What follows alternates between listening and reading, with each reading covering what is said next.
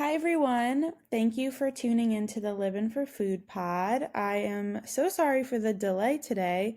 This episode was supposed to go up, and for some technological difficulties or something happened where it didn't go up, and then I was traveling all day, so I didn't see it. But now I am re-recording at nearly midnight in my hotel room. But the show must go on, as they say. This episode, I talked to someone who I met over the summer. He basically focuses on dining and entertainment, but he's an incredible chef from Nigeria. We talked a lot about West African food and culture. We talked a lot about his upbringing and just in general had a wonderful conversation. He's doing big things, and you'll hear all about that in our conversation that's coming up. So please join me in welcoming Chef Eros, who is also known as the Billionaire Chef. 1, 2, 3,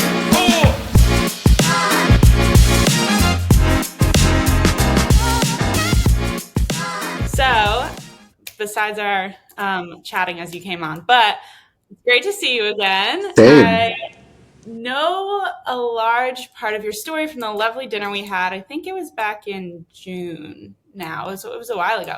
But listeners might not know your story, so I kind of want to dive in to the very beginning when you were like a mini billionaire chef running around, didn't know it yet, kind of deal. So how does that sound? We'll start with your background. Is that good? Yeah, sounds good. Amazing. So growing up in Nigeria, what did food and meals look like for you?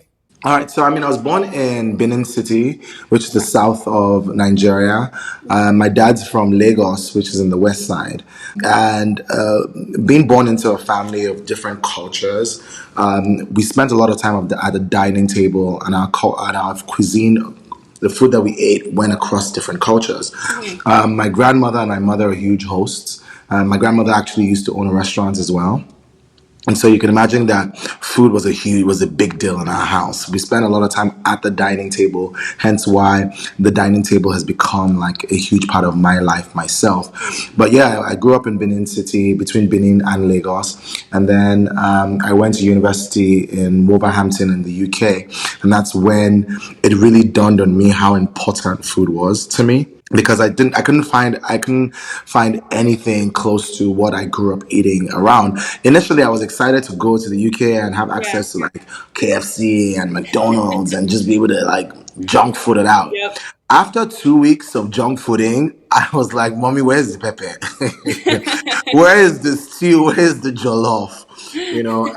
And that's how I got into food, was them teaching me how to make some of the things that I loved, grew up eating as a kid, and then now finding out that I had a gift myself for it, and how much it made everyone else happy. Were you in the kitchen at all because there was a restaurant that ran in your family, or not really? I was in and out. I was only in there because I wanted something. I wasn't in there because I needed to do anything. I was in there because I wanted something. I wanted I wanted to taste. I was a really good taste tester. Oh, yeah. I get And I that. was the baby of the house, so people couldn't really say no to me. Come with my cute face and be like, "Can I get some?" And that was just me. That was pretty much it. I think only until when I was leaving high school did I even actually start to do anything per se. On Saturdays, as kids, my mother would give us each tasks. Like, so my brother would be on bacon duty, my sister would be on egg duty, my other brother would be on yam duty. I'll be on slicing the bread duty. Just don't cut yourself. Yeah. But then as I went into university, that's when I really started to take food seriously. Okay. Yeah. See, the babies of the family, they get away with a lot. Yeah. I'm learning that with my younger sister. I'm like, I paved the way for you for certain. It's very frustrating. But you got to do it, Gotta do it. So when you went to the UK, you were studying international business. Correct.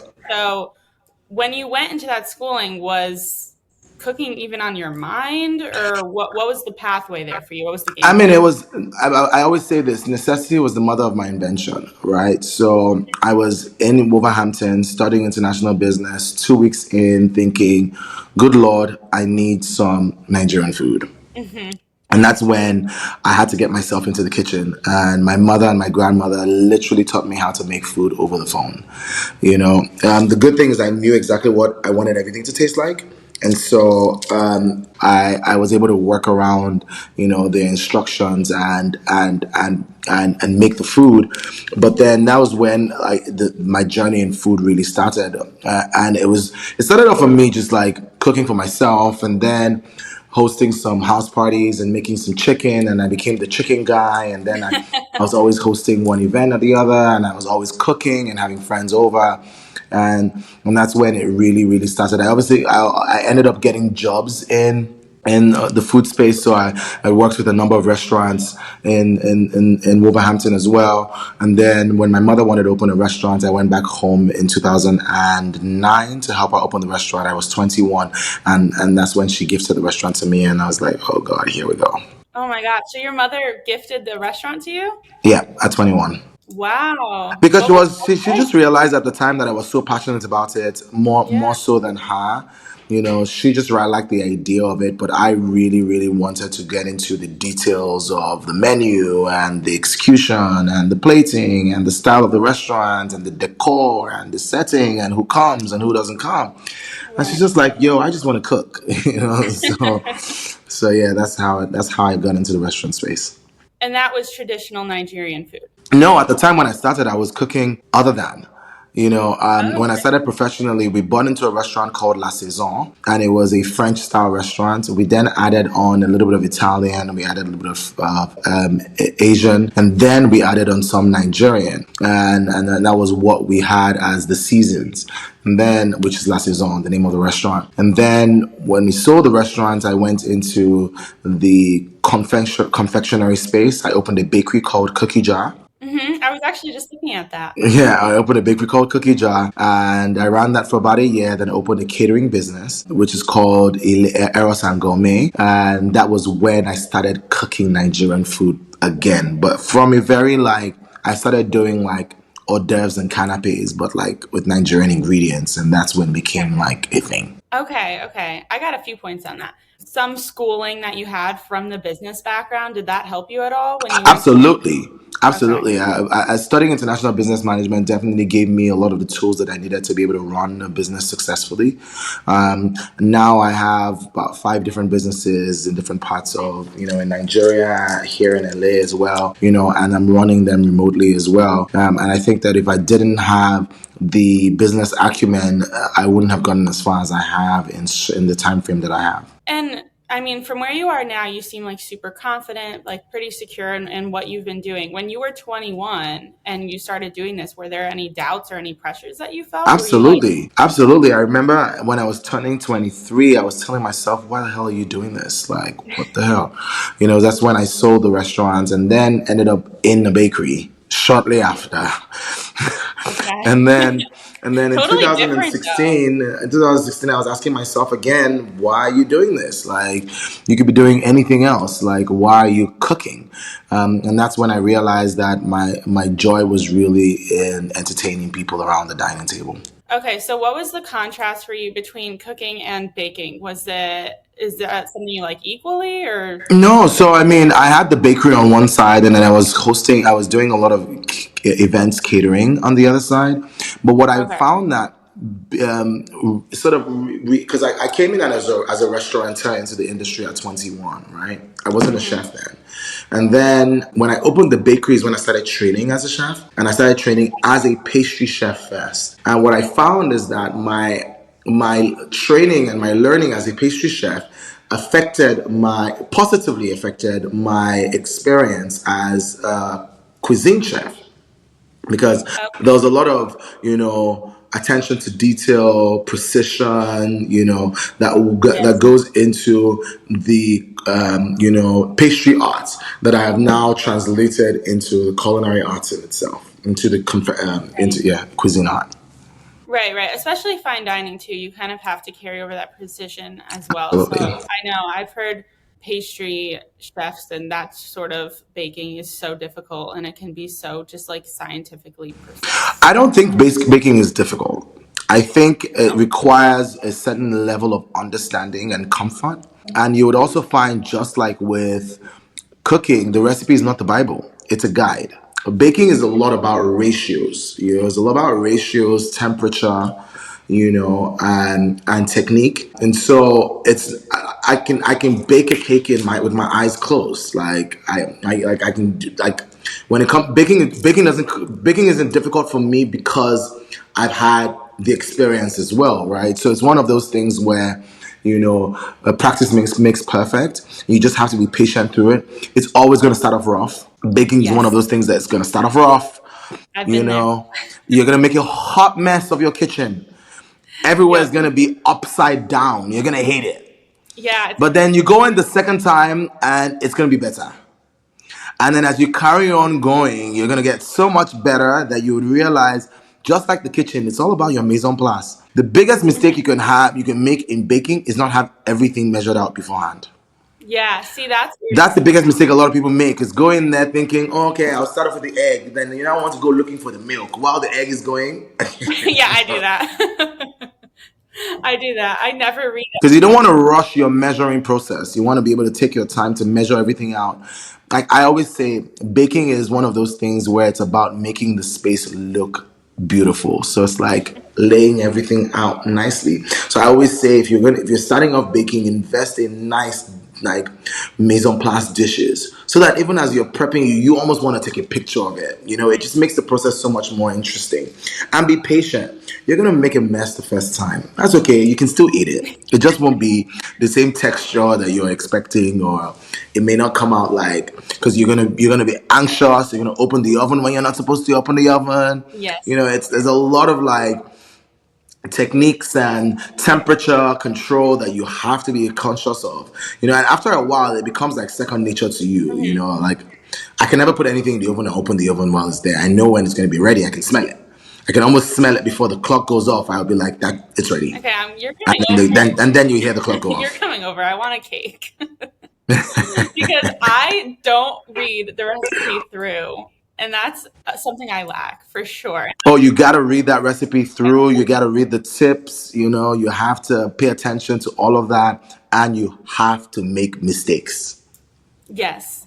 Just how it goes. Well, I just feel like it always ends up working out, at least in my situation. But I think the gap where a lot of people get intimidated with the kitchen and stuff is exactly what you said, is using the recipe as a guide, and then they don't know what to do when it's kind of their place to figure it out themselves. You know Yeah. what I mean? Yeah. So Yeah, and it's all those ratios, so your balance of your wet to dry, and just making sure, okay, if you don't have enough something, just cut down on something else. all right, maybe I'll read it through next time. Probably not, but I'm just gonna say I will.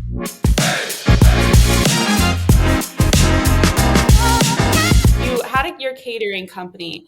Did you always have this sense that you really connected with people, and that's why, did that help you kind of figure that out? Or how did you know that entertaining was something that was really interested you? I mean, I've always had a thing for like engaging with people. Even as a child, they used to call me atwetwe, which means just running around the whole place talking. So I was always doing that, and I took that from my mother. To be honest, I found out recently, like 3 weeks ago, that my mother used to be called radio. Oh, Yeah, radio with no antenna. It's what they used to call, right? that's So funny. I definitely picked up those traits, and then when I was growing up as a kid, obviously your parents will want to try your hands out in different things. I was pretty good at music. I was pretty good at like acting. And so now I combine all of that into my work. I don't sing anymore, but like I still have a knack for music, and I use music as a means of communication at my dinners. And I'm acting a stage. It's like almost like I'm acting a stage play. It's almost like a one man show, a one man act show, It which is was. fun. It was. But I'm really looking forward to expanding that and having a production team, so that I can stop handling the music, the lights, and the sound all at the same time. My gosh, you're a one-man show. It's crazy. I love that though. I'd never been to a dinner theater like that, and it was just like so fun to just kind of like let loose and just let you kind of also inform us too on what we were eating, because a lot of the times when I go to dinners and they're different cuisines, I really don't know the history and culture behind it because Yeah. of what if unless it's an article I'm writing besides my own research, you know? Yeah. That's very cool. But so after leaving school, this was probably like 13 years after you moved to LA. So what was the thought process behind you making this big change? Was this like a total culture shock? Yeah, definitely. Completely different environment, so far away from home. Hmm. You don't have the level of support that I was used to being at home. You have all this help as well. Definitely culture shock. We shout a lot. You can't shout here. Shout at somebody, they're going to tell you that you're being, so You can shout in New York. yeah, in New York, but not in LA. LA, everyone's very temperamental and very like, oh my God, Yeah. But it's been good because it's definitely taught me a lot about different cultures and different people, and I've been able to adapt nicely. Have you tried a bunch of different foods and stuff? What do you think the food scene is like in LA? Because now you're kind of breaking into with your West African cuisine. I'm curious. I'll be honest that I haven't had the opportunity to try out a lot as much as you would think because I am always working. Mm-hmm. I'm always working, and I only have like the one day odd off here and there. Okay. And most times I just want to take my ass to bed. Sorry, my English, So, but the food scene here is growing. It definitely is like a melting pot because you have all these different cultures from, there's so many different Asian cultures here, alongside the Latin American cultural influence as well, and then obviously the standard American. But then California in itself has its own like cuisine, so to speak. Mhm. There's just such a thing as a SoCal cuisine, right? Right. So I mean, the food scene is definitely growing, and with people like me, and people from all sorts of different other cultures coming in here and doing things with pride, it's only way up from here. Yeah, yeah, for sure. People always ask me too. I have the same kind of deal because I'm a food journalist. They're like, "Where should I eat in LA? Like this place, this place, this place. Like, give me your entire list. What is it?" And I'm like, I honestly don't even go out to eat that much outside of my events because I'm always working or I'm traveling and eating there instead. So when I Yeah, come home, I'm like not really eating much. exactly. So I like want to go to bed too when I come Hmm. back. So and then I just cook instead or something. So I feel you on that. But you and I feel like we were talking about this at the dinner a few months ago, but you have a lot of tenacity. You're, obviously an entrepreneur. You made the leap, you went for it, essentially making yourself the brand, which is what a lot of people are doing these days, changing your name from Chef Eros to the billionaire chef on Instagram. I feel like you convey such like a lively and positive personality, but I've talked to a lot of business owners who, have struggled a little bit just in general and they've had to give up things like a huge amount of time and energy that we were just talking about, like how much you work. So this is all coming up to say, how do you keep that liveliness and excitement up while still focusing on reaching your goals? To be honest, I take things a day at a time. Yeah. I don't worry too much about the future. I have plans, don't get me wrong, but I don't. I know that my plans are subject to change, and whether it's changed by the environment or change for myself as well. But yeah, my strategy is really to just take every single day at a time, take a day at a time, and just be thankful for what I have, and be very hopeful, optimistic, and just have faith that what will be, and it will be for in my favor. But yeah, so it's just having that balance between thinking about the future and focusing on today, but more so focusing on today most of the time. And then also learning to take a break. One of the things that I do is every 3 months I step away for about a week and I just go rest somewhere away. It just gives me a time to reset, to be able to review, my performance in the last 3 months, my actions in the last 3 months, and be able to take notes of some things that I want to grow and change. That's a really good thing to be able to set boundaries for yourself like that. I feel like I struggle with that a little bit where I'm just in work mode, and then you get so deep into it that you get Yeah. burned out so easily. So having that checkpoint for yourself is actually a really smart tactic. people don't feel like they have the time or Yeah. space to do, but you can do it. You just have to make the space for it, you know?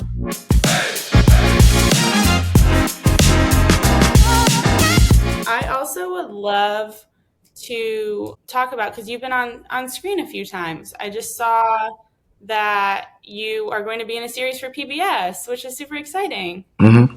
That's congratulations. It's Thank you. called Rebel Rural Kitchen, kitchens. Yeah. Southern California. Mm-hmm. I don't know how much you can talk about yet because it airs on September 19th, but could you It's give? out already on PBS. On Oh, PBS, their the app. What airs September 19th would be I guess the one on TV and the YouTube. oh, okay. So it's on PBS. So could you give the audience, if they, want to watch it on YouTube or something, a gist of what it's about, what's going on in the show?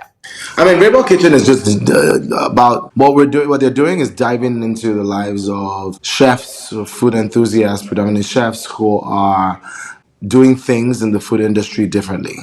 That don't have the standard restaurants, whether it's a pop up, whether it's an outdoor space, whether it's in a home, like in my case. It's just showcasing chefs who are doing things differently.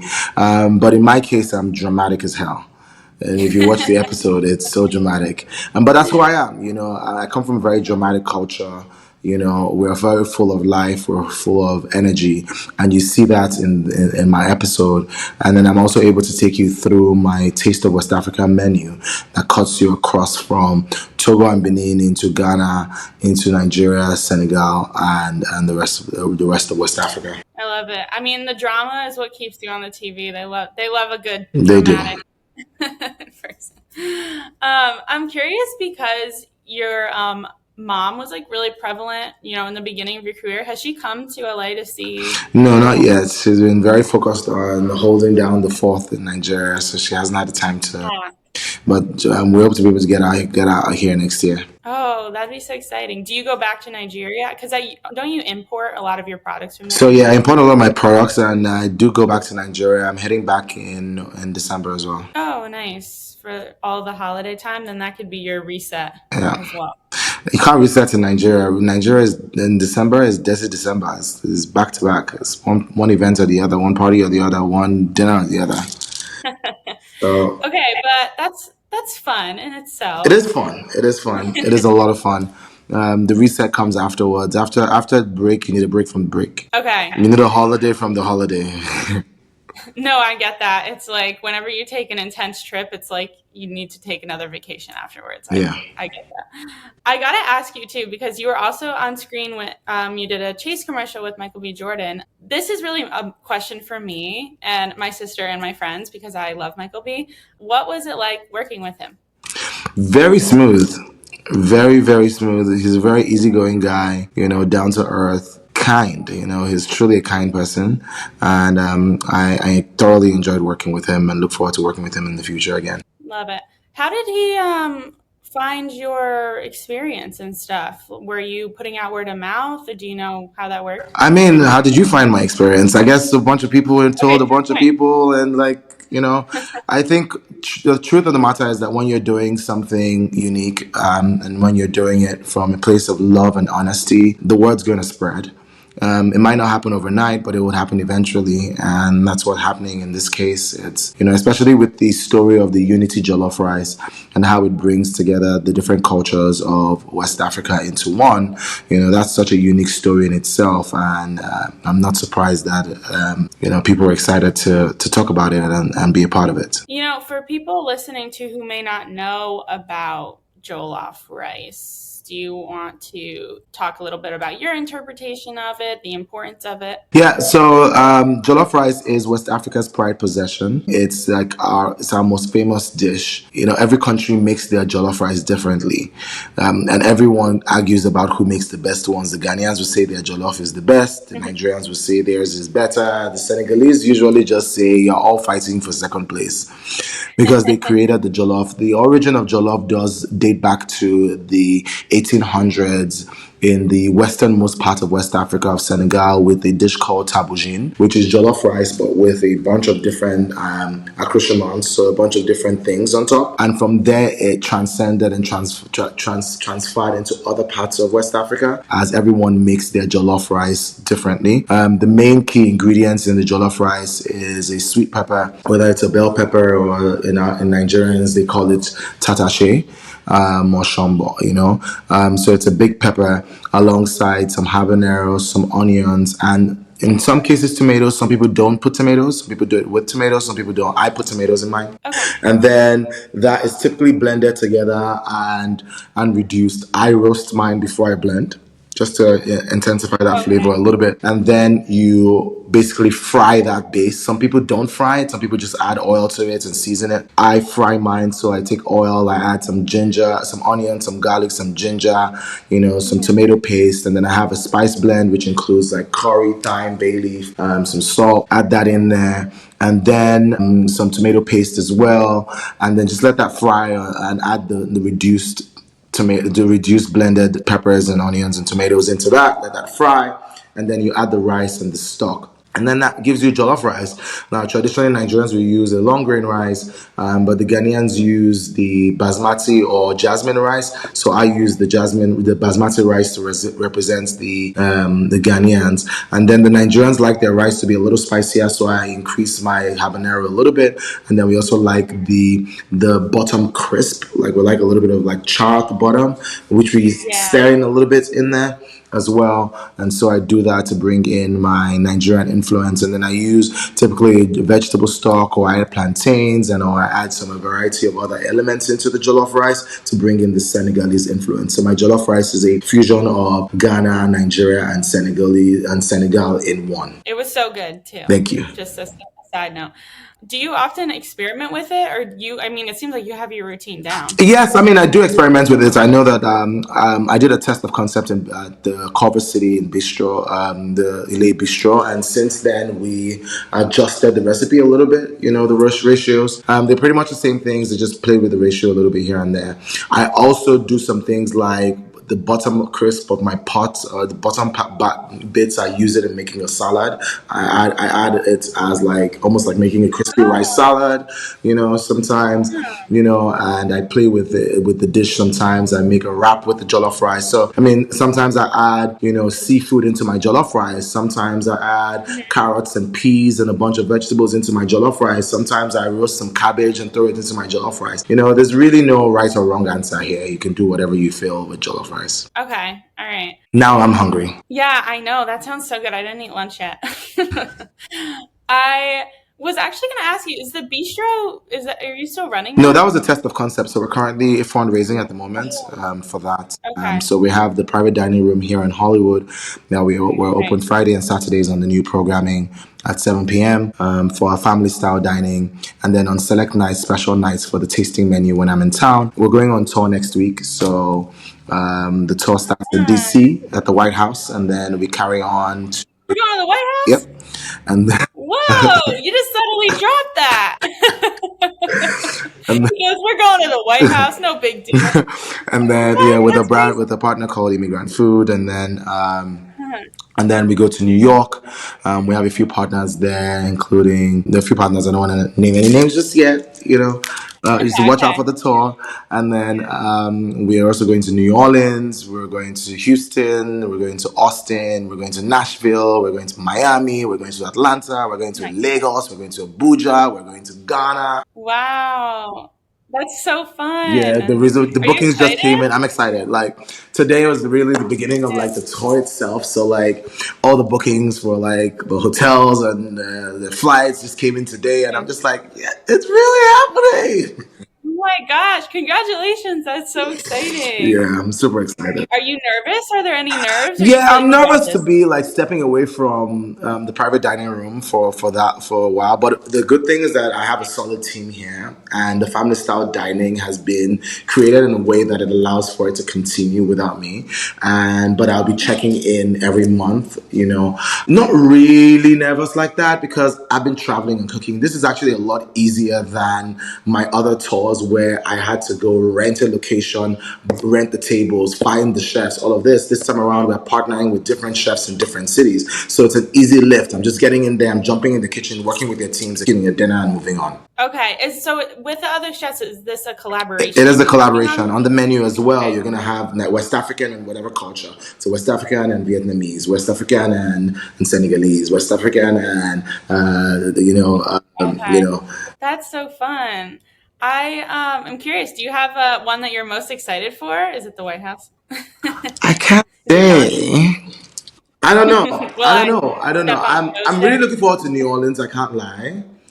Really Mm, looking forward to New Orleans, fun. but I've never been to DC, so I'm very curious. I'm very excited about DC, to be honest. And the guys that we're partnering with in DC are super great. Chef Kevin and Chef Enrique are great chefs, and I can't wait to be in the kitchen with them. That's so fun. I actually really like DC a lot, just the area in general. They have a lot of Chef Jose Andres Yes, restaurants. yes. In New York, we're doing a Chef Jose Andres restaurant in New York. Oh, you are? Hmm. Nice. Yeah, I love him. I'm blanking on the name. I think it starts with a J. One of his Oh Spanish yeah, inspired yeah. restaurants. Um, Jaleo. yes, Yeah. yeah, I think that was it. I think that's it. I was It's there so in good. Vegas when I went there when I was in Vegas. Oh, you said Vegas is one of your stops too? Well, it's supposed to be. I don't think we're gonna do it. It doesn't seem Okay. likely. It seems like too much. Yeah. Vegas, I feel like there's too much going on. So let's leave Vegas until it is. Vegas will happen at the end, which is when we come back next year. Because we head to Okay. we start in the US and we head to Africa. So when we come back from Africa to Okay. the US is when we'll probably do Vegas. We might touch Europe on Okay. our way back. Probably touch Europe All on our way right. back. Yeah, you totally should. I actually was talking about like my travel next year, and me and my sister were just spitballing about like Africa or somewhere else. But I just wasn't sure where to go. Where would you We're recommend? in I mean, Africa. this is so little I mean, known I would here. always say come to Nigeria. Yeah. I knew you were gonna say Yeah, that. Yeah. but soft landings would be. I mean, everyone always says go to Ghana, and that's like a nice like balance. Nigeria is very intense, not intense in the sense that like there's a lot going on. Like you could easily just get like lost in the number of activities. You definitely always want to have somebody that you're going with to Nigeria, just so you know where you're going and what's happening. Yeah. Ghana is great. The Gambia is amazing. The water is great. Seychelles is one of the most beautiful countries, so you definitely want to check that out as well. I love Okay. me some Cape Town, South Africa. So Oh yeah, I was looking at that yeah, too. it's beautiful down there.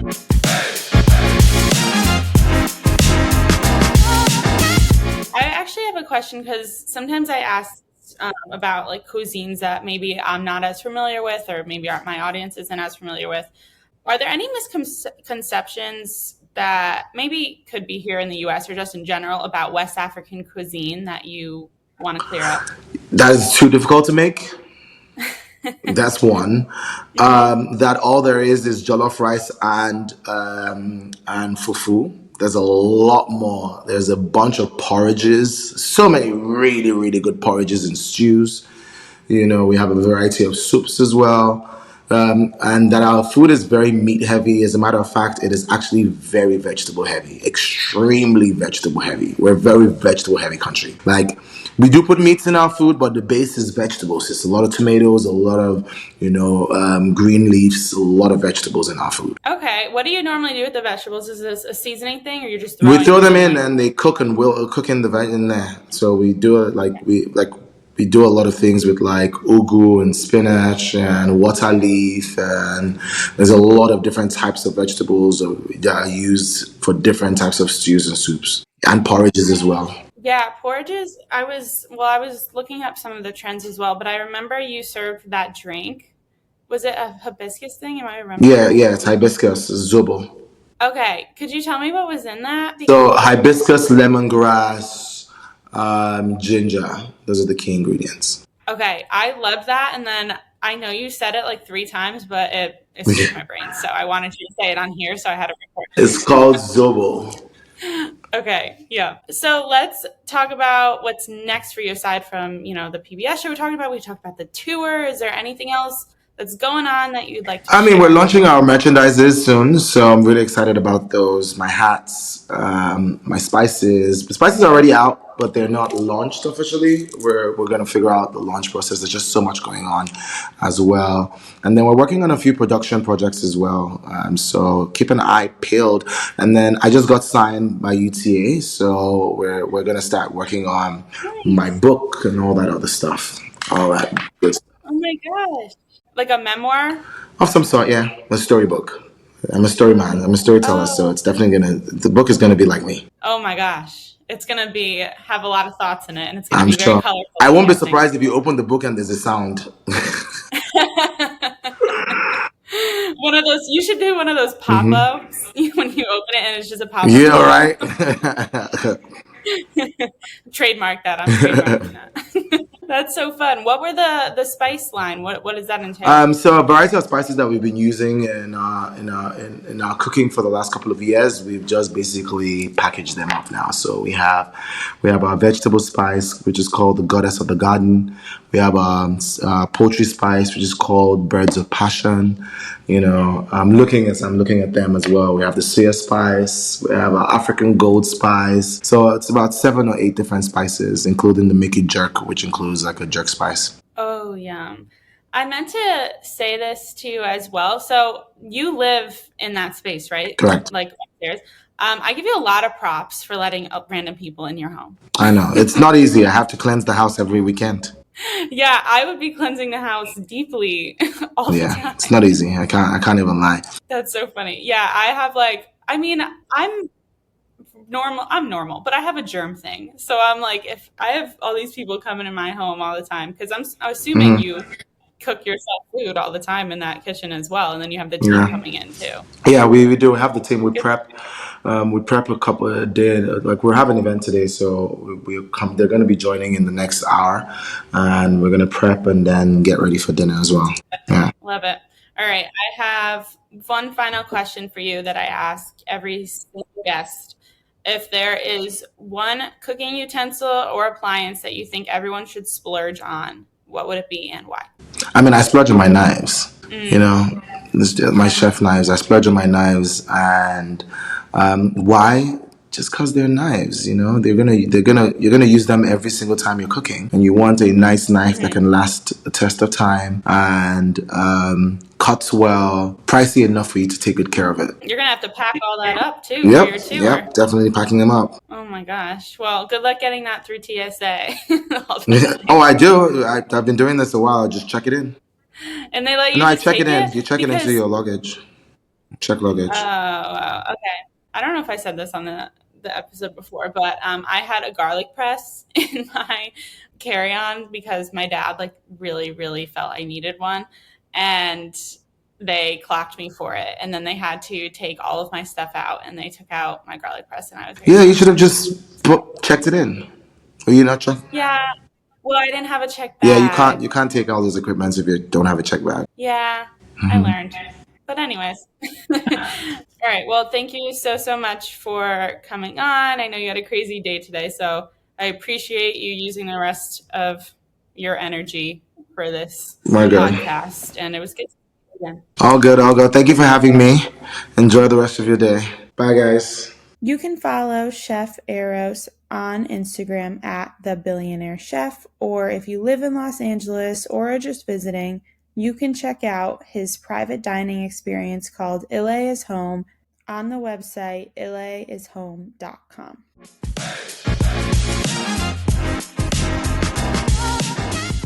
Hey fellow foodies, thanks so much for listening, and don't forget to leave me a review.